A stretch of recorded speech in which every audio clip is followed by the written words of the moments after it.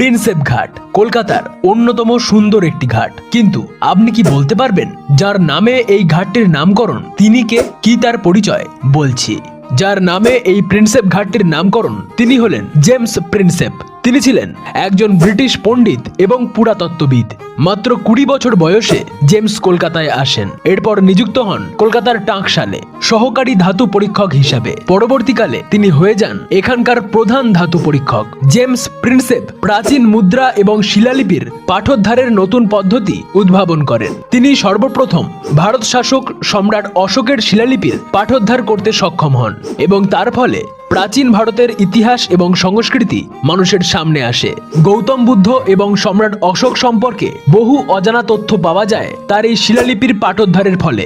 ইতিহাসে তাঁর এই অবদানের জন্য 1840 সালে তাঁর মৃত্যুর পর 1841 সালে তাঁর স্মৃতিতে তৈরি করা হয় প্রিন্সেপ ঘাট।